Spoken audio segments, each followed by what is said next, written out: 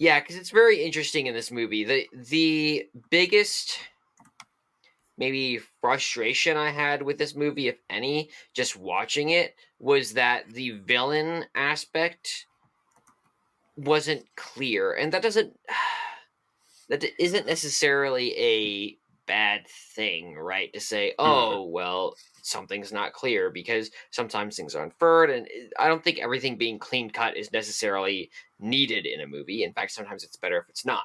But Mhm. in this case, it wasn't clear what he was striving against, specifically in Act 3 compared Mhm. to Act 1 and 2. And that was probably the biggest thing that stuck out to me, because you could just thinking about this movie, you could take literally chapters 1 and 2, which they show it in the movie, chapter 1 and or part 1 and part 2 and part 3. They show in part 1 and part 2 a completely different side or aspect of his life compared to part 3. And so you could hypothetically cut out part 3, remove it from the movie, and part 1 and 2 would still be a cohesive story, right? Mhm. And so it's interesting in that way to say, okay, well, this could still be cohesive, but it would be a very different story. Mhm. So, yeah, especially because you did say Casca High Bottom does disappear after that, so he's not really a relevant part. I was trying to, in my mind, make it cohesive with this idea of he's just against society and Mhm. the rules that they've set up in place against him, which is somewhat cohesive across the Mhm. whole thing, but I still don't think it completely justifies it. And in some ways too, he's against the what's the lady? Volumnia Gall, Oh right? yeah, Who's the the creator doctor. of the Yeah. games. Like she's in some ways his allies, but in some ways she's also someone he's fighting against to Mhm. get what he wants. So it's the dynamics are interesting. I'll leave it at that. I still gave it a lot for this point because I thought that the villain was overall still a Mhm. compelling driving force to Mhm. who he was and how he acted in his life,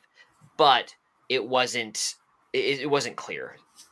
I agree with that. I mean, it's like not like there's a clear cut villain, like clear cut antagonist for him. Like it's and maybe it is, as you said, maybe it is society. But the other thing is like this is this movie, this story. It's an origin story of a villain where it's like you're Mhm. seeing someone become not a good person but a bad person. Like they're changing and becoming worse. Uh, so I Right. guess in a way, it's like um you're looking at the villain of the villain in a way. Like you're seeing the people who set him up to become someone worse. Right. Which that point being the villain of a villain is interesting. Just when we'll revisit that later on, Hmm. but the yeah, I mean, and maybe it's because I don't have a problem with it being the villain of a villain, and I Hmm. haven't maybe as a comparison, but and I don't know if this is 100% accurate, but just based on my recollection of the Joker, I recall that movie being a little more cohesive in its progress of the character Hmm. and the motivations behind the character from beginning to end. Versus this one, I thought that the third part was a little disjointed from the rest, and so that made it specifically hard to say what is he fighting against. And maybe that does go back to just him as a character and who he is. So Hmm. I don't want to belabor the point. I don't think it's worth